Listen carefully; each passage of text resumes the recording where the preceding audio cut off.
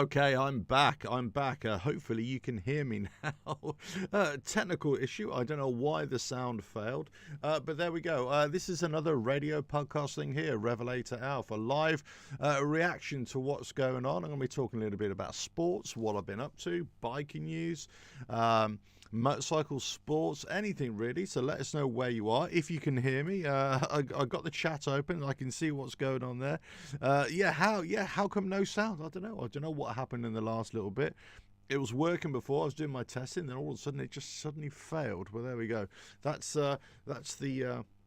the issues of live shows. You never really know what's going to happen. That adds to the excitement. That adds to the the flavour, as it were. But so let's you can follow along on all the socials if you want, and help support the channel and growth and develop it, especially the live shows as well. You can go to the website and there's lots of information there, lots of blog posts going there, daily blog posts, lots of blogs per day. So lots of the stories that I kind of feature on the live show I'll also be putting probably there first as well. I'm going to be expanding the live show as well to feature live content or stuff that I've been doing during the week, let's say videos. I'm gonna feature them on the live show, and then probably wait a while before that comes on for general release as well. So if you want to watch sort of me riding different bikes and that kind of thing, which is kind of happening, and going to different events and that kind of thing, or talking about different stuff, then I will be doing it. I'll be recording it on videos. I might be making a few shorts of it, but you won't really get a full flavour of what I'm talking about there. But sort of the longer form video, I'm going to put those into the live shows as well, and there'll probably be about 2 or 3 minute videos as well, breaking down. So hopefully you'll get a good addition to the live shows as well. The live shows are supposed to be designed to be like a magazine style show. There's lots of different aspects to it, and there's lots of different news items and information items and discussion items.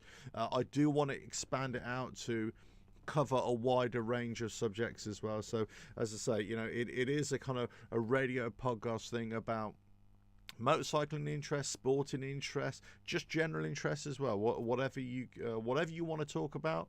Today is a free session, as it were, sort of free flow. Whatever if you've got a comment, Andre Veen, yes, we can hear you now. Yes, thank you. Whatever you want to talk about, let us know where you are. Let us know what you're up to. If you've been riding this weekend, if you've been riding today. If you're planning to ride a little bit later on, let us know what you're up to and where you're doing it and what you're riding as well. Let us know. I know for some people around the world, of course, when we talk about motorcycles, they're not actually riding right now. It's still in the depths of winter. They might be under freezing conditions. They might be under a thick blanket of snow. It really depends. Obviously, for some other people around the world, it depends where you are, of course. You still might be right in the middle of summer or coming towards the end of your summer.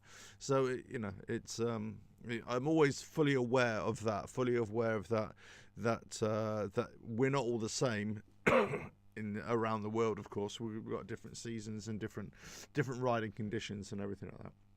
So let us know where you are. As I say, I do have the chat open. I am going to be checking in with that on a regular basis as well. So what have I been up to? Well, I got out on the Harley yesterday. I did if you saw the channel, I did a little quick short video. I went to watch the football. Huge football fan, if you watch my channel, you'll know. As I always say, sports and motorcycling always run parallel with me, especially football. That's my number one sport, if you like, and not only in participation, but I'm also a huge fan of the combat sports, and boxing, I suppose, being my primary combat sport that I'm really interested in watching, but also looking at it from a sort of technical point of view as well. I'm really interested to break down fights, or break down boxing styles and everything like that. I believe I grew up as a kid in the kind of heyday of boxing. Well, I'd not say it's the only heyday, but I think it was a special time. Hagler, Leonard, Duran, Hearns, these American fighters who kind of dominated the the boxing world for me at the time. Obviously, you had Muhammad Ali as well, but he was kind of, I was a bit too young to remember Muhammad Ali actually fighting. But those four fighters was just, immense for me. But we had sort of British equivalents. I mean, my favourite fighter of all time, most people may never have heard of him, is Harold Bomber Graham. He was from Sheffield, I believe he was. I'm pretty sure he was middleweight, but it was always watching him as a kid anyway. So boxing is a big thing, obviously, but football is my number one sport, which I'm a big fan of. West Ham United, if those of you are interested.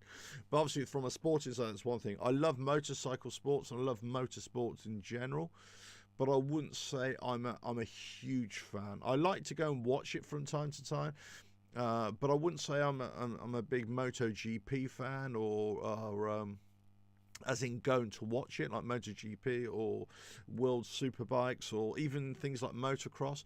As a spectator sport, I much prefer to watch things like freestyle motocross events or things like so whatever. Hold on, I'm being disturbed here.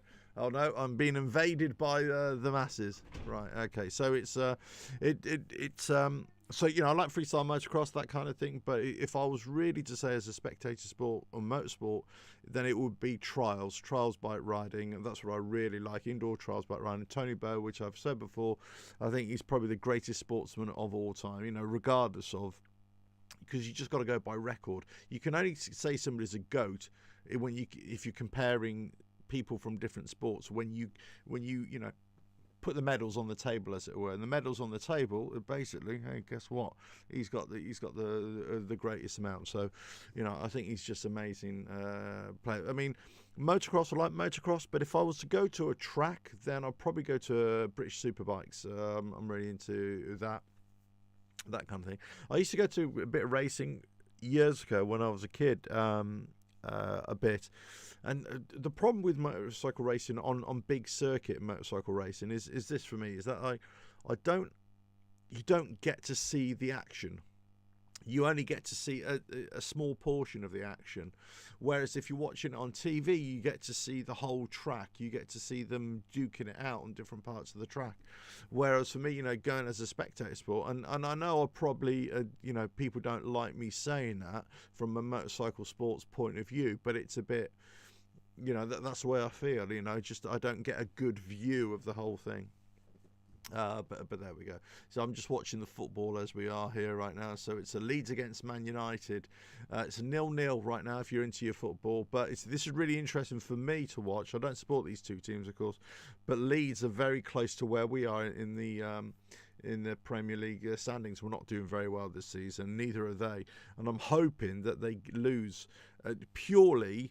Nothing against Leeds per se, but purely because we need to get more points than them, to avoid relegation at the end of the season. I can't believe I'm saying that. I want Man United to win, but there we go. That's the way it is. But anyway, listen, there's a lot. I'm going to be discussing quite a few things here this week. As I say, if you go onto the website, revelatoralf.com, you'll see that at the bottom of the, where is it?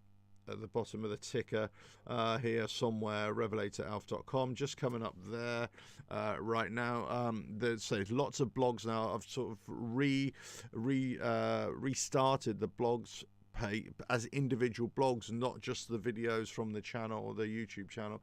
These are purpose written blogs about motorcycle stuff or motorcycle related content as well.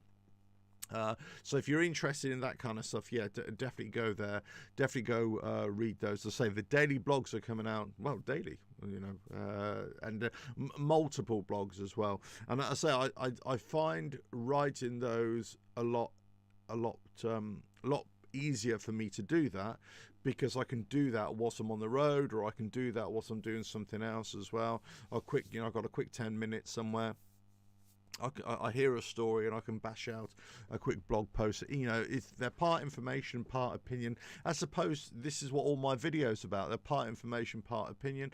But definitely, well, this is what this live show is about. It is part opinion, but it's part, part information as well. I mean, I've been looking at the wires this morning for motorcycling news content. Pardon me. Motorcycling news content. You can see I'm sort of busy away here. I've got another camera up there as well, so I just use that kind of for referencing, really. That will be this camera here. I can twist it around, and that's the camera I'm going to use for any workshop views or live views, which I do there as well. Yeah, I've been looking at some of the excuse me. Some of the motorcycle stories this today, and okay, it's a Sunday, so not a great deal will happen, and usually the stories will come out again on tomorrow, Monday and Tuesday on a global level, but there's a couple of interesting ones from the UK government in terms of the view on electric vehicles. So let me just bring this up and show. This is from Visor Down, and this is kind of, I think what they're doing. The background to this. Let me just put the website up for you as well, if I can just find it. There we go. Here we go. Right. So you can see here, basically the government called on to reduce charging costs by decoupling gas and electric. The RSC, this is Royal Automobile Club, it's a basically breakdown cover service, and EV campaign group Fair Charge have requested the UK government decouple the price of electric and gas in order to reduce charging costs. In other words, because what's happened here in the UK, let me just get back to the main page. What's happened here in the UK is that if you move away from your home and you want to charge your electric vehicle, whether it's a bike or whether a car, it's actually become virtually just as expensive as if you were buying fuel, petrol, gas, or diesel. So there's been a big movement to say, well, actually, hold on, the whole point of this is supposed to be a lot cheaper. What's going on? A company is profiteering, that kind of thing, which they have been. We know that. They definitely have been. So basically, these RAC and the Fair Charge, so they're calling on the government to reinforce its support for the switch to electric vehicles by separating the wholesale price of electricity from gas. Usually they're linked as well here in the UK in terms of an energy supply, and it's hard to say whether you would call this price fixing or whether you would call this efficiency of energy delivery as well. I don't know which way to call it. I mean, put it this way, they're a lot higher than they should be.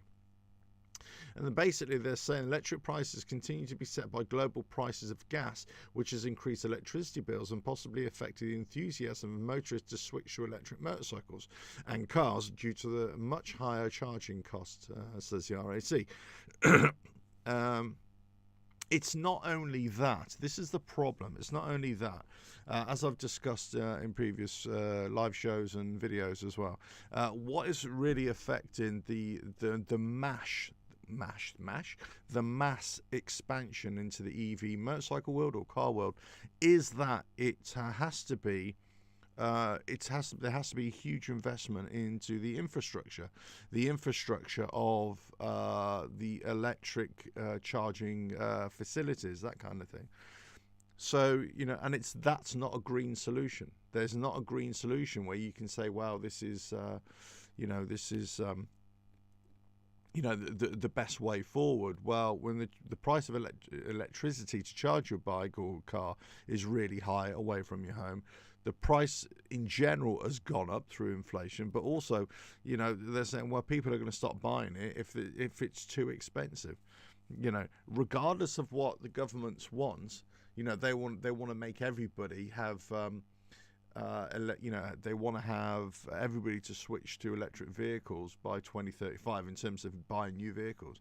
Where if the infrastructure isn't there and the price isn't there, well, people are either going to hold on to the old petrol vehicles or diesel vehicles, or they're just not going to want to buy. So the market will fall out of the electric vehicle market. So they've got to be very careful here. So there's been lots of talk in the ether about governments, how they're positioning themselves in not only forcing the EV agenda onto motorists, but also the narrative that they're saying, but also saying, well, actually, are they really invested in trying to find another solution for motorists? Is it only the EV route, or can we look at more biofuels, synthetic fuels, that kind of thing, different types of mobility as well? So they're basically, and one of the things they're saying, well, you've got to change the way you're delivering energy and what you're charging for it, because if you really want to promote electric vehicles, you've got to make sure that it's really, really cheap for people to use. So what's the point? From the government's point of view, they're saying, well, possibly just like they do with normal fuels, it's the tax that they generate from it. They're never going to be that interested, are they? But there we go. I'll tell you what we're going to do. Let me just pull out the chat overlay here so I can see what's going on here. For some reason, I can't seem to let me do that. How weird. I can't seem to find the chat. Oh, okay, never mind. Maybe because I've started the stream, it won't let me bring the chat out, but there we go. Let me just make sure that is all working. Okay, I can still see people in the chat there. Let me put this on studio mode as well. Let me just see there. Brilliant. Okay, so it's an interesting thing, when you talk about electric bikes, the future of electric bikes. Are people really going to be interested? Are people going to be able to afford it? Are they going to be able to see it as the best solution over petrol-driven or diesel-driven vehicles? But also about the future of electric vehicles, the future of different types of fuels. And the governments have a big part of this. Forget about, if we set aside the green argument for one thing, for 1 minute, what we've actually got to look at primarily is not the green argument, but what is the best system that benefits society as a whole, not just the green movement. So, because people who just believe in the green movement, they tend to ignore all the other factors, and that's the problem. And we've got to get governments to actually start looking at this. And this is just not UK government, this is just not European governments, this is governments all over the world, both local and national, to actually cut away at all the chaff and actually start saying, how much does this cost in terms of dollars and cents and pounds and shekels, as it were, but also how much does it cost the environment? The total package. And once you've got the total package, then we'll have a much better idea of which is the best way to go forward. And the problem is, as we know, our governments themselves, they haven't been that engaged and invested in looking at the overall picture. They've kind of pushed this narrative of EV bikes the whole time. So it's it'll be interesting to see. It'll be interesting to see what comes of this.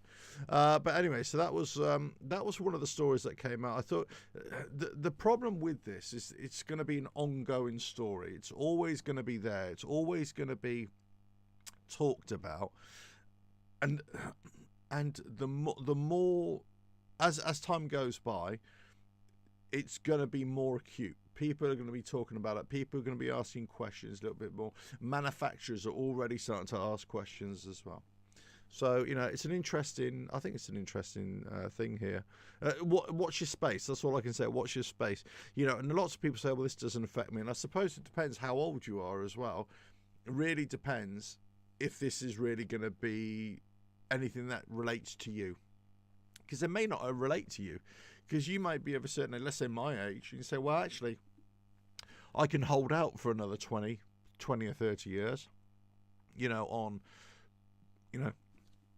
petrol-driven vehicles, diesel-driven vehicles, or if it gets too expensive on the fuel, I'll look at different fuels, I'll look at different habits, or I'll just reduce the amount of riding or driving that I'll use. I'll maybe using public transport a little bit more, but I won't switch to electric vehicles because I just don't want to, But if you're a younger person, you may think, well, okay, one, you may just buy into it, and you might think, I'm going to get a cheaper form of mobility in terms of running costs, okay.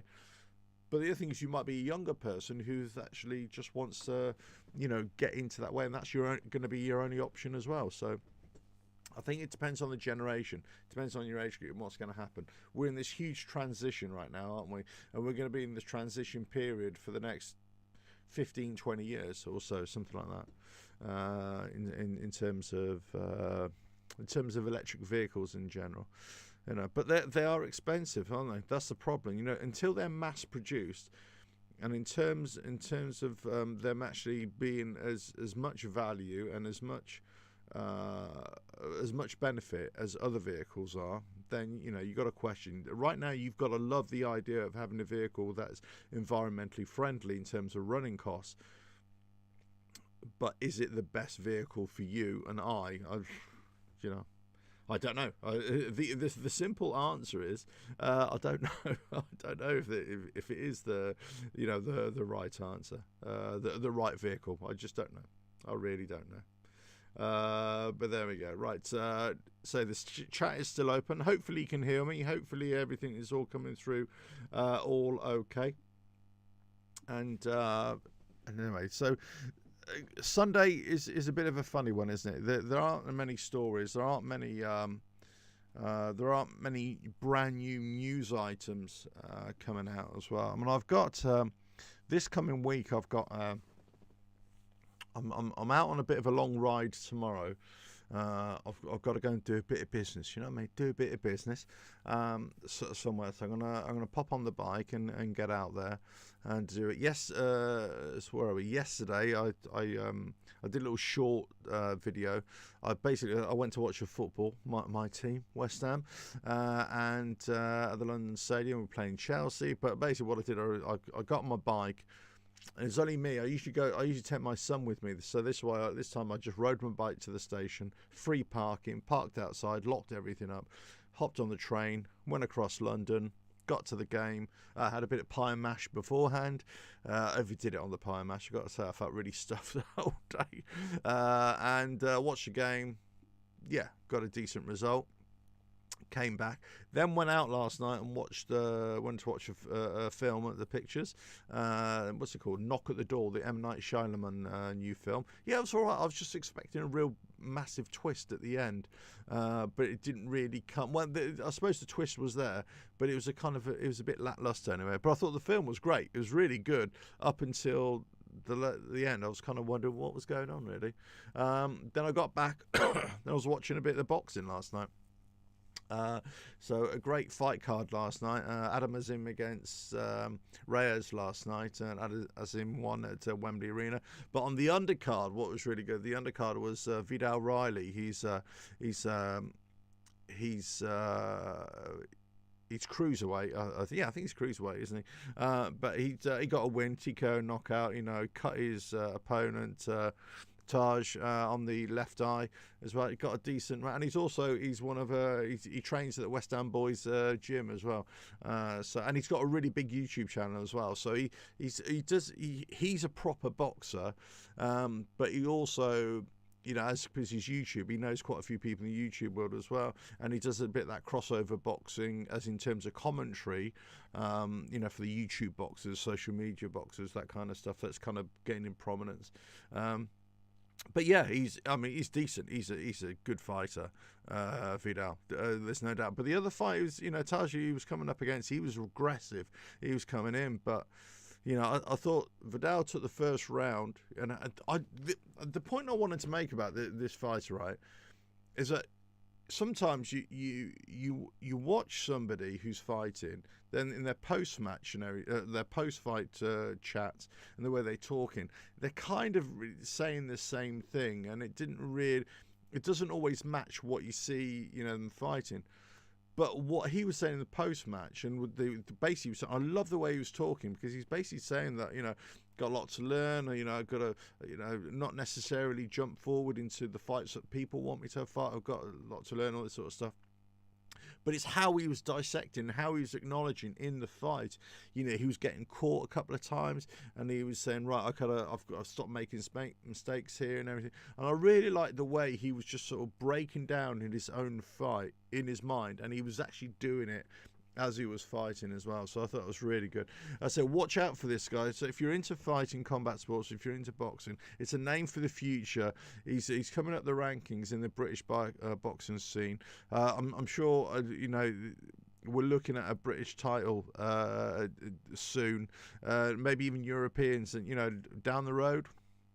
Let's see how he goes. Let's see. The problem is the cruiserweight division. There's it's packed. It's not only packed in the British boxing scene, but the world boxing scene, of course. But look, as I say, I was watching that, and I watched the other fights. The great fights. The Azim fight, the headline fight, was a great fight as well. I got to say, Azim won that as well, but that was great. MMA, Makhachev against Volkanovski. Oh, blimey, what a fight that was. But Makhachev won it on the decision. But I thought it was quite close. I mean, maybe it's just me. The thing is with MMA, I'm kind of I'm always the same in that I struggle sometimes to, if you just, because MMA it's about the fight, it's about the combat, so it doesn't matter, isn't it? It's whatever you use to win against your opponent. I've said this before, I just like stand-up fighting as a spectacle. That's what I like. I like stand-up combat sports. I don't necessarily like it when you go to the ground and that kind of thing. Whilst I know it's effective and all that, that's not the point. The point is that from a spectacle point of view. But, you see that sometimes when even stand-up fighters in MMA, you kind of look at them and they go, put them in with a boxer in terms of stand-up fighting, and they don't stick a chance, But anyway, so cut long story short, I had a night of watching, and also early this morning getting up and watching the reruns on YouTube and everything and seeing what was going on there. Here we go. Right. But anyway, so that was my evening, really. I did a lot of travelling yesterday on the bike, train. It was almost like Planes, Trains and Automobiles, if you remember that movie. But it wasn't really. It was more like bikes, trains and tubes, and then a lot of walking around to watch the football, cut back, watch a film, then watch some boxing. It's good. The other thing I've just started watching on TV, because weirdly enough I've been waiting for this for a long time, and Mayans MC has just started here in the UK. It's probably been on, I've been checking every week, and it's on Disney Channel over here, would you believe? It's on, this Disney service, or Disney Plus, not Disney Channel, Disney Plus, the streaming service. I know they've always had the first 3 series, which I'd already watched anyway. So it's almost like 8 months, 9 months behind, nearly 10 months behind the United States here. So I've just started watching that, actually. So if you've never seen Mayans MC, it's kind of course, it's the spin-off from Sons of Anarchy, of course. And I really like Sons of Anarchy in terms of just, it's a yarn, and I never took it seriously. Of course, you can't take anything like that seriously in terms of realistic portrayal, because you've got guns shooting around all over the place. And whilst there is a lot of that in this one, it just seems to be, I prefer this Mayans MC to Sons of Anarchy. I think the characters are just more rounded, and I think the story and the backdrop of where it's based is kind of more, because it's border towns, with Mexico, and it does seem as if there's more realism there. I was very critical of the first two. I think the first 2 series, the leading music was completely out of place. Now they've changed the music. I know it's a very small thing, but they've changed the music, and it's much more in keeping with what that club should be, you know. But I thought it was really interesting. I thought it was, and so I'm about 4 episodes into series 4. So don't tell me what's happening. But I'll be watching a bit more of that later on. What's happening here in the football? Man United against Leeds. It's still 0-0. I really need Man United to win here. Okay, but there we go. This is a problem, isn't it? When you're the problem is Leeds are playing a lot better than Man United right now. They're on top, but it's always a bad sign when you're hoping that any team around you is going to do you a favour, which they're not, are they? They're not going to do you a favour because they're only going to be interested in working in their own interest, that kind of thing. But there we go. Right, so let me just have a look at a few more stories here. But anyway, that's kind of what I've been up to this weekend, but watching sports, watching a bit of TV, do my own little chores, getting out on the bike. I was in the Breaking Bad camp earlier on, checking out a few things there as well. So, yeah, not an easy weekend so far. I've got a couple more days around here before I go back to work. As I say, I'm out on the bike tomorrow. I've got another meeting on Tuesday as well. So I'm kind of here, there, and everywhere for the next few days. But there we go. Right, so let's have a look at some more stories there. Not excuse me. What's this Biker Fest? Biker Fest International. What's this from? Don't think I've heard this. The dates for the 2023 Biker Fest International Motor Show have been announced. Okay, this is the bike. Let me just show you this story here. This is from Visordown. The Biker Fest is from the 18th to the 21st of May in Lignano Sabbiadoro. Where is it? In northeast Italy. Oh, okay. So this is because isn't the Venice motorcycle show happening at the end of this month or early next month? So this is obviously another motorcycle show. I wonder if it's part indoor, part outdoor here. As it's become tradition for this event, it's still hosted in the seaside city of Lignano Sabbiadoro, in northeast of Italy. The event is considered a pioneer of custom motorcycle show culture in Italy, as well as yes, I remember this now. There's a couple of big bike builders featured their bikes a couple of years ago as well. And obviously, Italy has got quite a thriving, not only club scene, but also a custom bike building scene for years. This is not just a recent thing. This is going for years. But there we go. So there. So there's not a great deal on the wires right now. So there's here's another story about. I've already covered this as well, so I'm skipping it over. But basically, Ducati is really pushing onto the electric bikes. They're providing the bikes for the electric motorcycle racing series.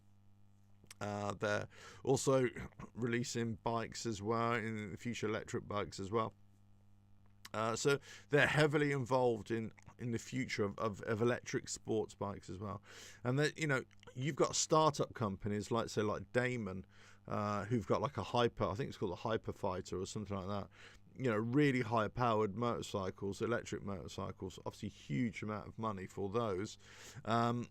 But again, just like any electric motorcycle manufacturer, startup motorcycle manufacturer, it's down to, how big is the company behind it to bring those motorcycles to the mass market. And whilst they're not going to be mass market sales in terms of these high performance electric bikes, as a company like Ducati is going to have a much better chance. Is going to have a much better chance of bringing those to market than or generating sales than these other markets. I mean, I talked about this in terms of Livewire and Harley Davidson. I said, watch out, because they're struggling with that Livewire company a lot. I mean, a hell of a lot. But as I've said, that you've got to watch out when the competition, the big competition from the major manufacturers, when they start bringing out that 30,000, 40,000